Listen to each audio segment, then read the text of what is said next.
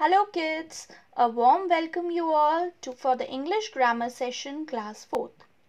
As we are learning noun and its kind, today we'll move further and study the remaining kinds of noun.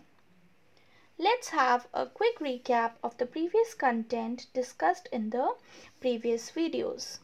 Naming words are called nouns. It can be name of either a person, place, animal or thing. Now examples for personal nouns can be a child, doctor, father, Sanvi, Mr. Rahul, etc. Similarly, for place we can have a park, zoo, beach, Delhi and so on like this. Animals can be dog, Bruno, lion and many other wild and domestic animals. Things can be a table, chair, almirah, book, etc. Now, moving forwards towards its kind, we'll learn 4 kinds: abstract, proper, collective and common. Till now, we have discussed about common and proper nouns. Let's have proper noun first, in which we talk about specific person, place, animal or thing. And when we talk about common noun, in general, it is a name given to a common category or unit of any person, place, animal or thing. Now, kids, as discussed earlier, proper nouns begin with capital letters, while common noun you can write in small letters. Examples of proper nouns be like Peter. It's a name of a boy. Deer Park, again name of a specific zoo. Hensi, specific name of a dog. Parker, again specific name of a pen. So these all are proper nouns. Then common noun examples are boy, zoo, dog, pen, etc. So these are the common categories given to these proper nouns that are given as example. Now let's move further today and discuss about collective nouns and abstract nouns. Now kids, before moving further with the explanation of these collective nouns and abstract nouns, we'll start collective nouns first, and what I'll do is I'll show you few pictures which you can easily identify. So what you have to do is just have a look of the picture and try to identify them. Here we go. The first one is, yes, birds. I think all of you have recognized these. These are, we can say, birds or a group of birds. Let's move to next one. Doctors. Now we can say that they are group of doctors. Next we have class. So kids, by these pictures, I want to make up your mind that today we'll study that whenever we talk about a group of person, place, animal or anything, we can relate them with a special name. So kids, as we are talking about names only, so whenever we give a special name to any group or unit, it is known as collective noun. Okay. So further, let's discuss more about collective noun. Actually, we can know with the help of this chart. A collective noun can be a group of people, places, animals or things. But how? Let me tell you. Like in the people heading, we have a team of players, a choir of singers, a class of students. Then moving further with places, a range of mountains, a cluster of islands, a museum of art. Then animals, a flock of birds, a pride of lion, a swarm of bees. Then for things we have a flight of stairs, a string of beads, a clutch of eggs. Now here kids, we have given a special name to all these nouns. Like noun, player. Player is a noun, players, and we have given a special name, team. Over here you can have a look. Team is a special name given to collection of players. Then singers, again it is a group of singers, what we'll call choir. Then students, we can list under the category of class, a class of students. So here team, choir and class, all these three are special name given to these three nouns over here. Then we talk about places, range, cluster and museum. These all three are special names given to mountains, islands and art. So we can give a special name to a group of person, place, animal or thing and so on. Let me explain you with the help of few more examples over here in the picture. Like we have a group of geese over here. So we can call them gaggle of geese. So gaggle is a special name given to these group. Then bees. If we have a lot of bees together, we can call them a swarm of bees. Or whenever you see a lot of ants in your house, you can call them an army of ants.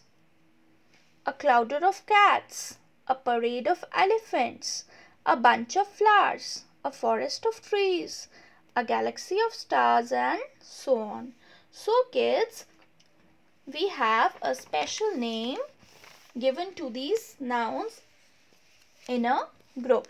We'll move further with now abstract nouns. Kids, we talked that we can give a name to all the living and non-living things. Apart from that, we can add on that we can touch them.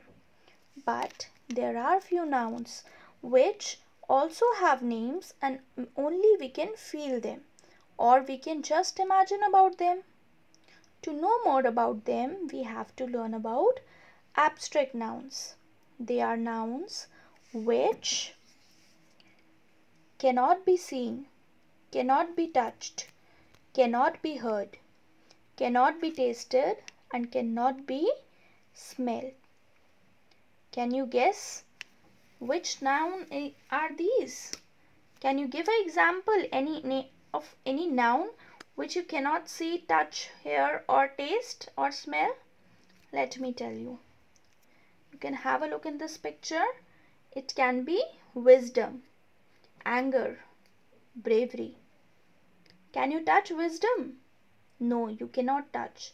Why you cannot touch? Because it is a quality in a person.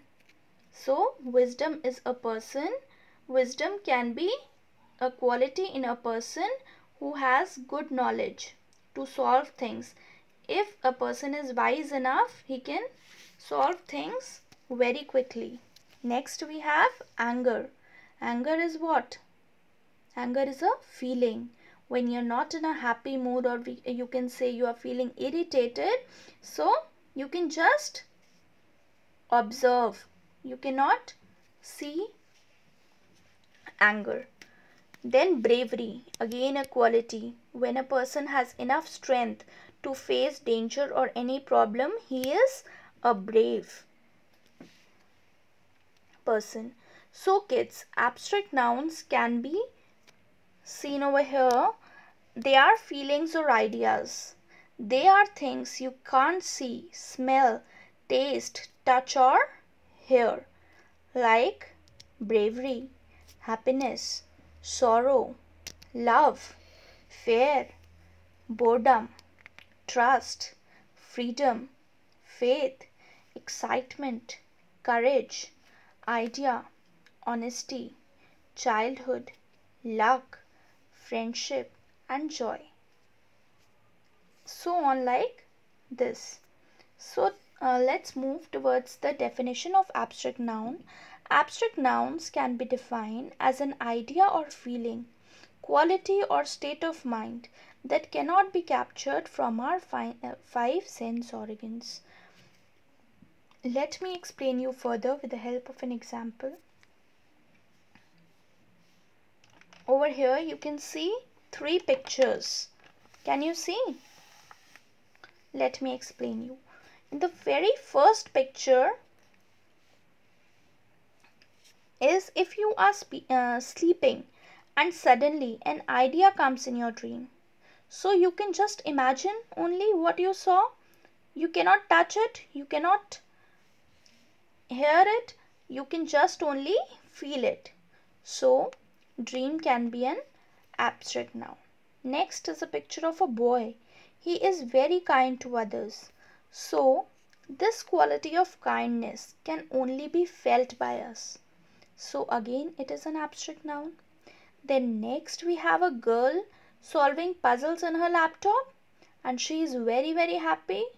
So happiness represents her state of mind and again it is an abstract noun.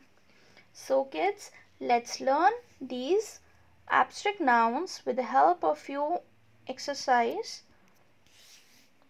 Underline the abstract noun in the following sentences.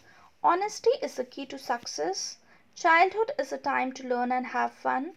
We always hope for the best. Victory is always appraised.